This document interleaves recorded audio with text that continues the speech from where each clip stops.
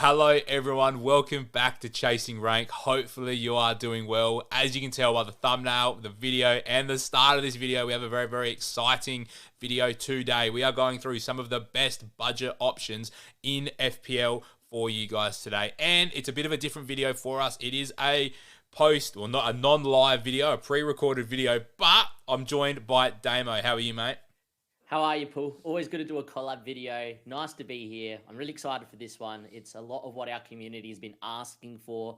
It's a video that's going to help you chase your rank. And if you are here for some raw FPL fantasy content, we're going to try and do this all in one take. So there's probably going to be some funny stuff along the way. Exactly right. So if you have been enjoying the content, make sure you smash a huge thumbs up on the video and make sure you also subscribe. The numbers have been going through the roof over the last week since we've been back making regular content. So we appreciate that. Make sure you go across over to Twitter as well because Dom has been putting in some serious effort over there. Once again, thank you to FPL Football Edits as well, and for all the graphics that we're using as well. All their information will be down in the description of the video. So if you are an aspiring content creator and you want to have similar graphics to what you see on screen, as you can see at the bottom of this screen, it does have the shout out there as well, but there will be direct links in the description below. So as you can tell by the first graphic on the screen, these are our honorable mentions. What we'll be doing today is actually showcasing what a budget, quote-unquote budget team will potentially look like over on Fantasy Football Hub as well, just to sort of show how far you can stretch your budget in FPL and then how you can pick your most valuable pieces around some really good budget options that do have some good fixtures. So Damo, do you want to take us away potentially with some of the defenders in this mix so far in the honourable mentions? Yeah, perfect. Thank you, Paul. And Richards and Anderson are two defenders that have some decent fixtures over the first 5 game weeks there. They also do pretty well for defensive contributions, especially Anderson. Just think that there's 5 other defenders that would make our quote-unquote best, cheap/budget option team on Fantasy Football Hub. But 2 guys that are definitely worth mentioning. And with fixture rotation, Anderson could be quite viable for all of us to have in our team and help chase your rank with some better picks around him. Yeah, he definitely looks like someone that's starting to get a little bit more hype in the community as well. I'm starting to see his name prop up, and Fulham's preseason so far has looked pretty good. So I think he's someone that we are going to look at, like Brighton, Man United in the first 2, then Chelsea away, Leeds at home, and Brentford at home. Like that 4 and 5 is really good, and that pairs really nicely with a Chris Richards who gets Sunderland at home and West Ham away in 4 and 5. So I think from those defenders, they don't quite make the top 5 for us today, but they are very viable options. Going into our one midfield honourable mention, it's Youri Tielemans. The main thing I love about Youri Tielemans is he has that sort of combination between defensive contributions and attacking threat as well. They've lost their penalty taker too, so there's it's up in the air a little bit with penalties. Obviously no Rashford and no Asensio, who started to really look good. So from an attacking perspective, Ollie Watkins doesn't have a great penalty record. John McGinn was taking penalties at one stage as well. So it's that. Oh, sorry, not John McGinn. Douglas Luiz. Sorry, the season before last was taking penalties. So until we sort of know who's got that penalties, it could be Youri Tielemans, who does have a good penalty record. So if it is him, then he could be a really good steal at 6 million. Then on screen, we won't spend too much longer with Muniz and Strand Larsen. They're 2 very different situations, which is why they're in the honourable mentions.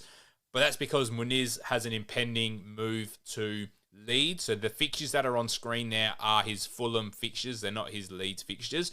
But we've just got him more there as a placeholder that if he does get the transfer to Leeds, he'll be a 5.5 starting option there. And with Strand Larsen, as you can see in the top left of the video, you can see it up above me in the little graphic there, he actually really overperformed his data last season. So he had an expected points of 114 and got 132 points overall with 13 goals last year. And I guess the question we have is, what does this Wolves attack look like without Matheus Cunha? So that's the big factor for Wolves. He is now arguably the number 9 for them.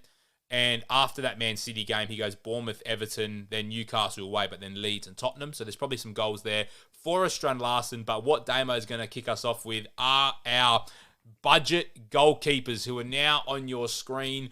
Before we get into it, if you've got some other budget options that you think we should consider, make sure you get them down in the comments. But Damo, take us away with our 2 budget goalkeepers.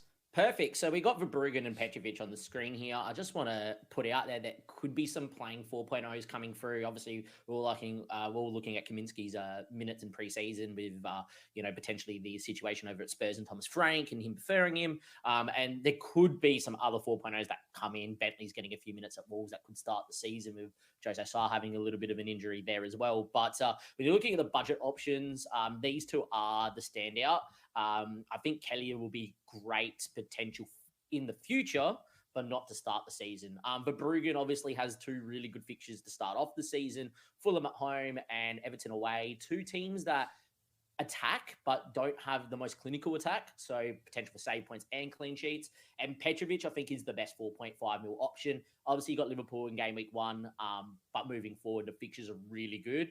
And you can obviously pair and switch keepers in and out, but I think if you're looking at not doing a team like we're doing today, you could viably hold Petrovic all the way through and be fairly happy just to play him in every single game. And you just take that, tougher fixture in game week 1, pray that maybe they lose 1 or 2-0 and he makes a few saves and just gets through unscathed, really, and then you get that really nice run of 5 games after that. So I think out of the 4.5 bracket, like the other options you've got, Kelleher, you've got Areola, you've got Jose Sarr, but again, they're playing for worse defences statistically from last year as well. I just don't like the Brentford situation right now, especially as a defender. They've lost a bit up top. They've lost Thomas Frank, so it's a little bit wait and see with Brentford, I feel. But I think these two give us really good coverage at 9 million overall as well. I think there's not really a better way to go from a budget perspective with your goalkeepers. Obviously, there are some good 5 million options, but for the sake of this video, we are focusing on a little bit more of a budget. So with that, we're going to move over to our budget defenders, and I actually really love this spread of defenders. So for those who are listening along to the video, the 5 defenders we've locked in are Wan-Bissaka, Dorgu, Agbadu, Esteve, and Senesi. They actually provide a lot of different strengths as a group of 5. If you were to have this as your setup in a budget team, where you've got a little bit of really good defensive contributions, you've got a little bit of attacking potential, and you've got some really, really good fixture opportunities there as well. Damo, do you want to maybe take us away with Wan-Bissaka? He's someone you were quite bullish on the live podcast that we did on Tuesday night. Yeah, I will. I just also want to note, this is a team of picking our best options, not purely for rotation as well. There are better rotations than those 5 on screen. As you can see from the match day 1, there's only 2 or 1 really good fixture there. But Wan-Bissaka is someone that I am very bullish on. Obviously, opening fixture is great, but more importantly, he averaged just over 8 defensive contributions a game, which means he hits it more times than not throughout the season, in a West Ham defense that, isn't the greatest, has a pretty poor goalkeeper situation at the moment, but does keep the clean sheets here and there, and I expect them to be improved. And he has decent going forward numbers as well. They're not great, but they're not bad. But when you couple the fact that he's going to be one of their highest DC point earners, and have some attacking threat, and he overperformed that last year, there's just a lot of routes to points. Even if they concede a goal, he's still going to probably get his DC points more times than not. And, what happens in the games where they keep a clean sheet, he gets an assist and he gets his DC points, which does likely happen when someone's averaging a lot of DC. So I think he's really good. Yeah, and we can see that on the graphic above as well, Damo, with his projected points over the first 6 game weeks, where he's got a baseline of 4 points from Hub as well. So that's saying your appearance points plus 1 of his DC or his attacking potential. So that could be an assist and 90 minutes, but also conceding goals. That could just be, he could get a 6-pointer just by keeping a clean sheet, getting no attacking return and no DC. So he's got 3 options to points. He's got DC and appearance, he's got clean sheet and appearance, and he's got attacking potential and appearance.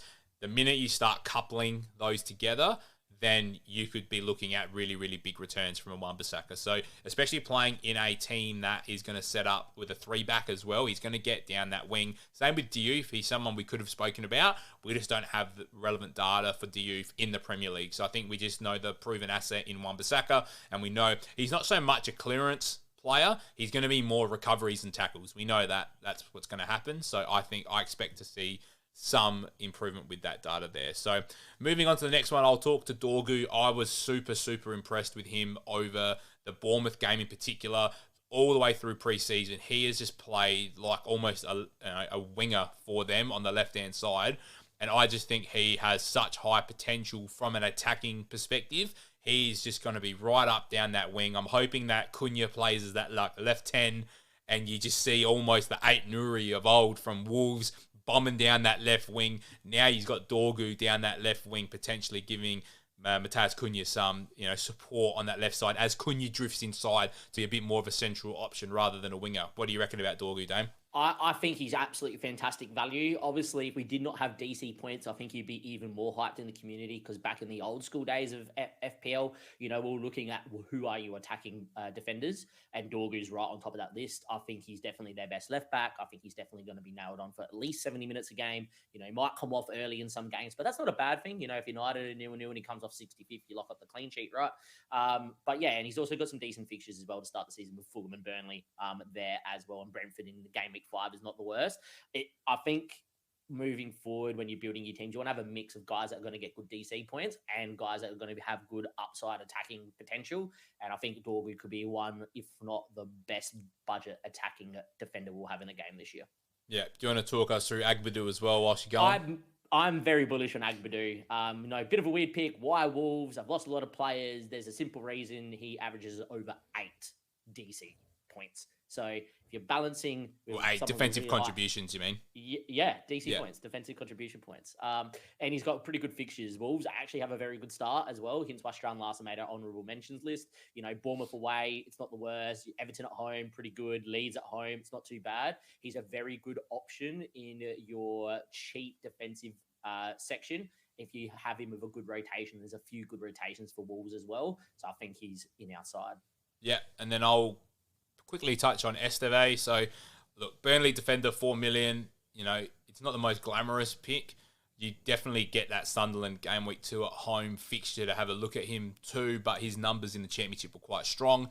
Again, very good enabler for your sides. If you're looking at getting a 4 million defender, at least you're not going to have rotation concerns. He's going to play 90 minutes. He's going to get defensive contributions because especially under Scott Parker, I don't see Burnley being a very expressive side compared to the Vincent Kompany team that came up a few years ago. So Esteve could just be a good set forget, potentially between a 3 and 4 point player, as long as Burnley aren't conceding heaps and heaps of goals. So that'd be my thing with Esteve, is if they can just concede the 1s and 2s, he could actually get 3 and 4 points a game with defensive contributions and appearance points, and potentially, might be able to sneak a goal here or there. But I think as a 4 million option, you're not going to get a better option than him at 4 million. No, I definitely agree. And if you're someone that's going to go big at the back, so say, for instance, you go with like 2 6 millions and a 5.5, that's very good for DC points.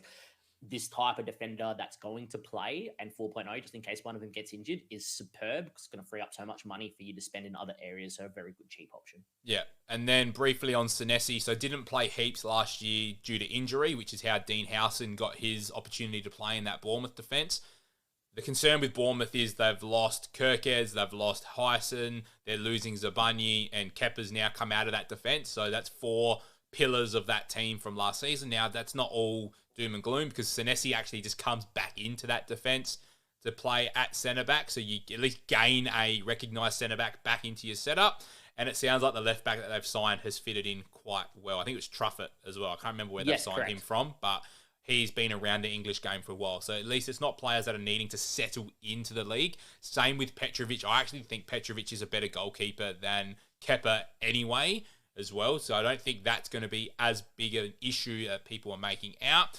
So I do think Bournemouth will potentially be okay. They're going to be an attacking side as well. They've got Evan Nilsson. They've got Semenyo. Senesi's defensive contribution starter was very, very solid, but going back 2 seasons ago, and with the run of Wolves, Tottenham, Brighton, Newcastle, Leeds, it's going to be a good opportunity for him to get some attacking potential, because he was better than Zabanyi from the attacking side of things, but he also can get some really good defensive contributions. Any last points, Dane, before we move into the midfield? Yeah, just remember back to 2 years ago, Senesi had great goal threat. Everyone wanted him, remember? Until he got injured. Because he got a couple goals in back-to-back games, pretty good around the set pieces.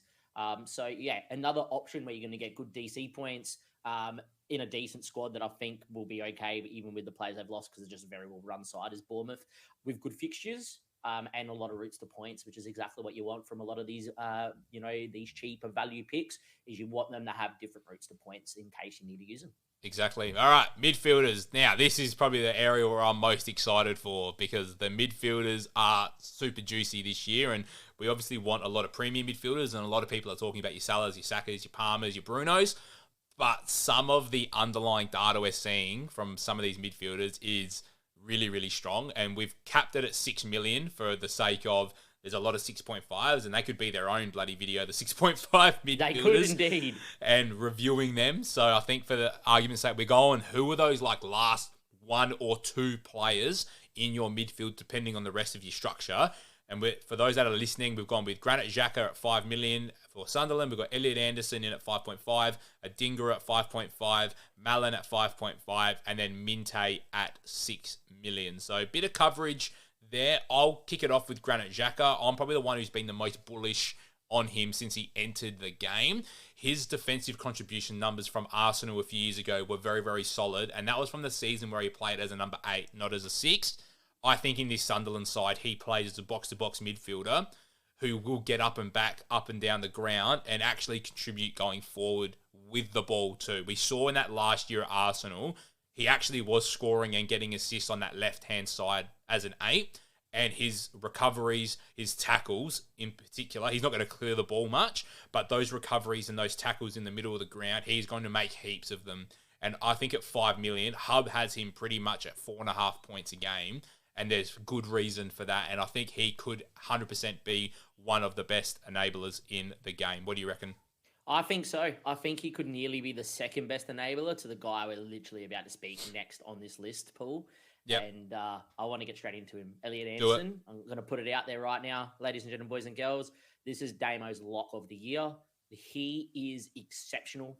13 defensive contribution points a game and on set pieces at Forest, taking corners. He just has a lot of routes to points. He averages more than his DC points per game, which means if he plays his 90 minutes, he's going to get those extra 2 points. Yeah. Plus Forest keep clean sheets, and I expect them to do so again. And then great fixtures to start the year. I just don't see a world where no one will not have him in any draft in game week 1. I know some people will, obviously, because different structures, but I just think he is the best value. I think he is someone that you have in your team. You do not leave him. He's game week 1 to game week 38. If you need him in a fixture, great. If you don't need him in fixture, it's okay. In my personal structure, there's a world where he plays every single game and we just let him sit there and know he's the first name on the team sheet. I think he's that good. Yeah, and he's someone who I had my eye on last year because we had a draft on another platform that gave points for other factors. And I remember just looking at him on the waiver wire going, he's just ticking along at 10 points a game. And I was like, what the hell is going on?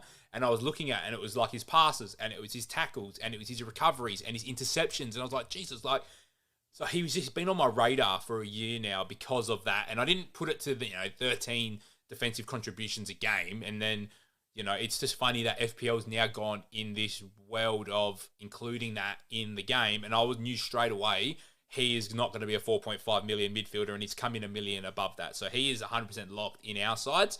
Let's move on to another man that's at 5.5, and that is Adingra. Now, this man here, I don't have his data on screen, but his per 90 data was so strong that that's what's making him such an enticing pick to go with Sunderland's opening fixtures. So, again, that's his Brighton fixtures on there. So, actually, no, it's not. No. It's just his Brighton photo. Sorry, that's his Brighton photo, but with his Sunderland fixtures. Correct.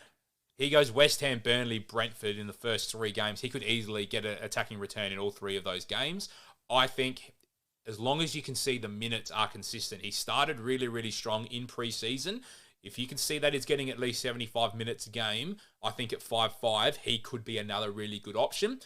Again, prefacing this with Elliot Anderson has to be the number 1 option. So this other slot is, are you prepared to spend 2 budget, quote unquote, options in your midfield to enable money elsewhere? I think Adingra, it's funny because Adingra and Xhaka play for the same side. Do you want to chase attacking upside, or do you want to chase a high floor in Granit Xhaka? Because Xhaka's floor is going to be 4 points. Adingra's might be 2 or 2.5. but Adingra is going to get more attacking returns than Granit Xhaka. So that's the decision you have to weigh up in your sides. Do you want to take us away with Donny Pauly and Damo? Mate, he's on here just due to the form of preseason. And by the looks of it, Watkins could be leaving. He's been playing right wing. He's got 4 assists, I think, in preseason, plus a couple of goals already. And he seems to be starting in their stronger 11 side in most games and then coming off at halftime, 60 minutes, whatever. So he did the reverse this morning. So he came on for Watkins, I think, at halftime. Yeah. So he is just in super form.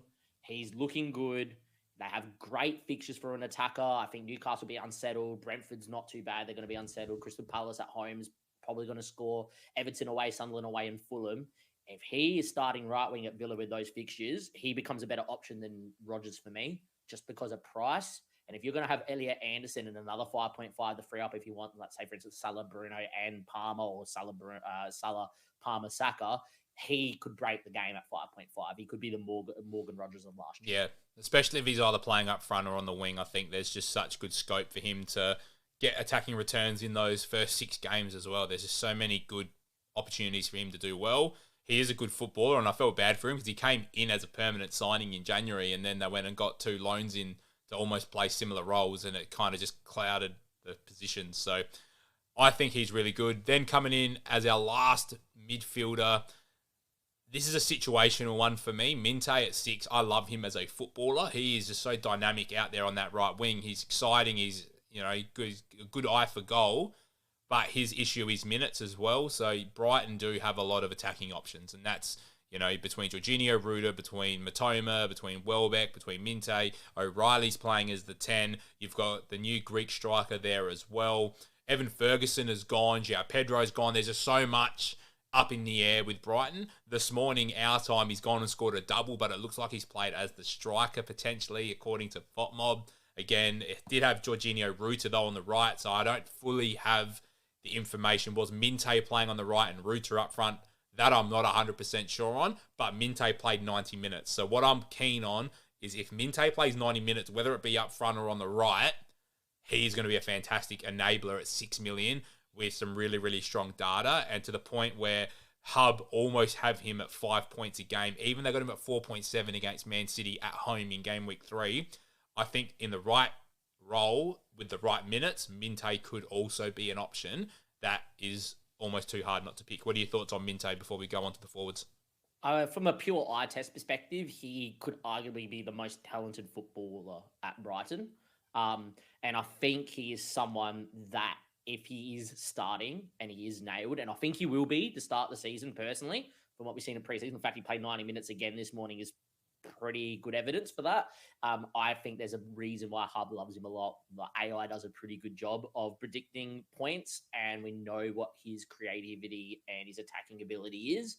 I just think with their fixtures and him being nailed, he is a really good pick to start the season in a lot of our teams in that 4th or 5th midfielder choice spot. Yeah, absolutely love it. And I think, you can't really go wrong with any of the guys here. I mean, Marlon, you just got to keep an eye on and make sure that he's in that starting 11. But the rest of them, they are locked in their starting 11s. It's just how does the rest of preseason look for them? So let's move it on to the forwards. Probably not as detailed a conversation because the forward line is a little bit difficult at the moment. There are some tough decisions to be made when it comes to our forwards. So that is Chelsea's fixtures there for Mark Guiu. So if we just quickly go back to the midfielders, he would play against West Ham, Burnley, Brentford in the first 3. Then it gets a bit tougher with Palace, Villa and Forest there for him. But at 4.5 million, we just need to see that he starts over Mayenda. Mayenda's coming in at 5.5, and Guiu's priced at 4.5 because he was obviously at Chelsea when the game launched. He played a lot in the Conference League last season as well. I personally like him a lot as a young number 9. And I think in order to fit everyone in that you want, I think he could be a fantastic enabler. Again, we don't have lots of data about him because he hasn't played a heap in the Premier League. But he comes with some pedigree. 4.5. I think he's going to be the best enabler when it comes to the forwards. I agree. And I think if we get a 4.5 mil playing forward. And, the other person that people probably looking at is Brozier. He's not in the game just as yet, but looks like he's got his move into the Prem as well. These guys allow you to have a very premium heavy team because they'll be playing. You can call upon them on the bench and in those good fixtures, which some of them do have at the start. If they're nailed on and playing, and if they're going to score, these are the players that are going to score. So I think this is a great pick to start the season if he's playing. 100%. So then we've got Thiago. I guess the preface with Thiago is waiting on the Wissa news. So if Wissa goes to Newcastle, then we get a 6 million striker for Brentford. Again, do you buy straight into it? There's questions, and Mbuemo's also gone. So if you're losing Mbuemo and Wissa, what does their attack look like? We saw Keane Lewis Potter last year really start to contribute, whether it be at left wing back or left wing. Then we also saw Shoutout start to really hit his strides last year as well. So I actually don't think there's big concerns. And Thiago was at Brentford last year. He was the Ivan Toney replacement, but he was injured. So it's not like he's a new signing to Brentford. He's been around the club for a year. Could he almost be a plug and play? Well, you've been here now. It's time to be the man. Potentially 6 million. Brentford's fixtures aren't the worst to open up with. And at 6 million, as long as Wissa goes, I think he's a really strong option. I believe in that too, Paul. The other thing to mention is a lot of news out of Brentford is if Wissa goes, Thiago will be on penalties as well. So if you get a penalty taking 6 mil striker, and we have some very premium assets up front now, or, you want a lot of premiums in your midfielder, yet again, if you can get a penalty taking 6 mil nailed on every week striker, for a side that I still think will be decent because Brentford are a very well-run club and know how to probably handle players leaving and manager leaving, I think he's going to be a great pick. Yeah, and you want to talk us through Raul Jimenez? Look, this one is purely because we just know what he's capable of, and Fulham have looked amazing in pre-season, and he's going to be nailed. Muniz is going out the door. He's going to be the most nailed number 9. We've seen him do it before, and again in the Prem. Historically, someone that knows how to score goals in the Prem, and Hub love his data. Hub just go, he should be in everyone's team because I think he's averaging like 4.5 points. Yeah, a he's game. 4.5 to 5 depending on the fixture. And you have some good fixtures to start the season, right, for an attacker. Brighton away for an attacker is probably not too bad. Man United at home is a very good fixture.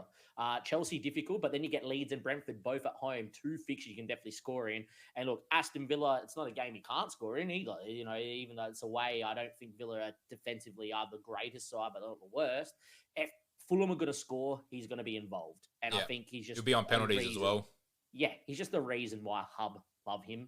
And it's because historically, very good, nailed on pens, going to play close to 90 minutes every week. I think if you're trying to fill your team with a lot of premiums, he is a great cheap option to have alongside a premium striker in your teams.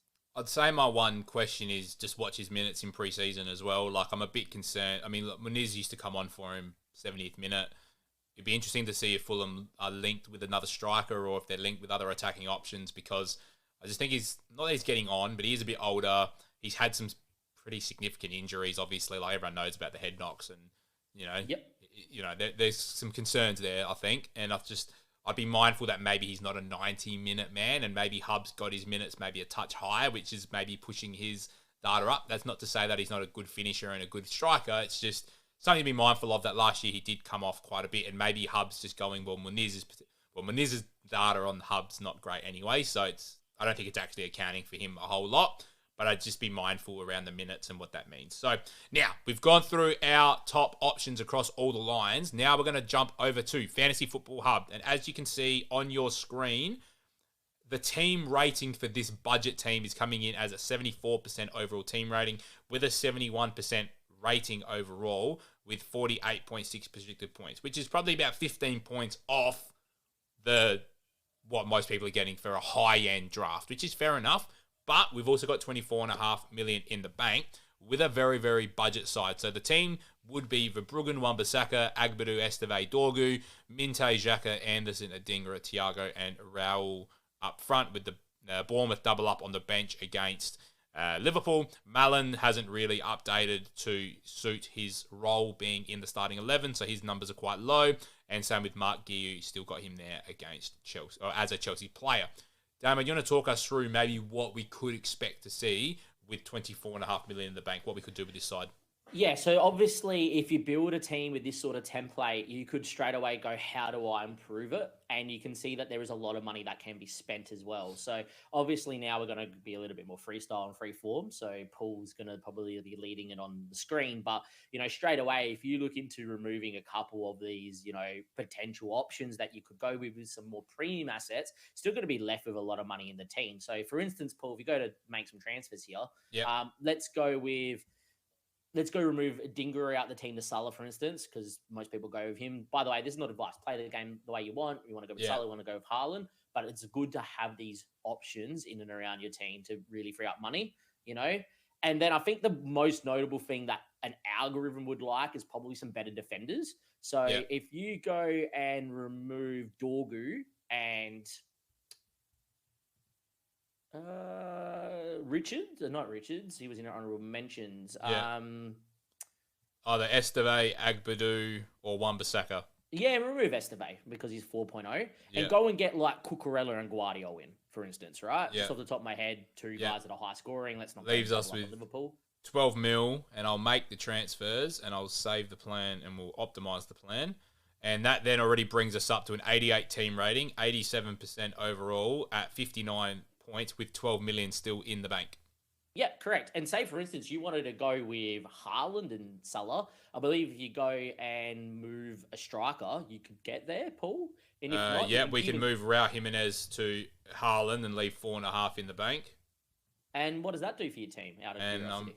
Optimizing it now makes it a 91 overall team rating and an 89 game week rating with 4.5 in the bank. So you can still then turn Granit Xhaka into Bruno Fernandes and leave you 0.5 in the bank and optimize your team to a 92% rating and a 90 overall on the team. And see, just by playing around with just these cheaper options, you can see what you can get to. Now, I'm not going to sit here and tell you that Haaland and Salah is the way to go. I'm not going to sit here and give you, what full team advice. Yeah. But what I will say is if you're someone that wants to have a little bit of fun, someone that wants to have a lot of the premiums and the heavy hitters, and someone that wants to have players that are in and around their bench that are playing, I think that this is the way that you can go. These are the best options that we think are around these cheaper price points. And who knows? These are the guys that are probably going to make you the most team value if they are the best cheap options around the game, and we believe they are. Yeah, so if you have enjoyed this video, make sure you smash a huge thumbs up on the video. We would appreciate it. Make sure that you subscribe as well. There's going to be plenty more content here over on Chasing Rank. Make sure you also check us out on Apple Podcasts and on Spotify as well, because the longer podcasts are uploaded as audio clips as well. And make sure you check out all the socials in the description below. But Damo, we're signing off. Do you want to sign off before we wrap it up? No, thank you yet again for joining us here on Chasing Rank. Hopefully this video will help improve your rank from Game Week 1 and beyond. And as always, we're going to be having a live stream every Tuesday at around 8 p.m. Australian Central Standard Time. And we'd love to see you there. Perfect. And we'll see you on Tuesday night and here for more videos moving forward.